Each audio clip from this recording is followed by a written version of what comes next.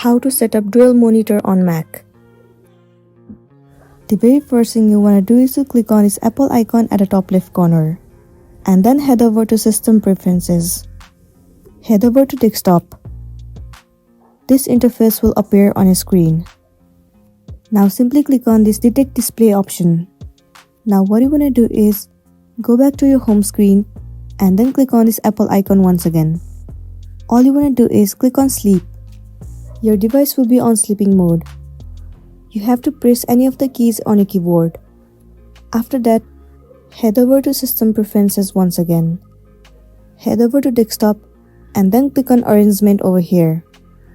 Well, two different displays will be visible to you. In order to arrange the display, drag them to the desired position. Once it has been done, the next thing you want to make sure is the Mirror Displays option is unchecked. Once it has been done, click on Gather Windows at the bottom right, and then you'll be good to go. So that's it, and this is simply how you can set up dual monitor on Mac. I really hope this video is going to be helpful for you. If it does, please make sure to like and subscribe to our channel.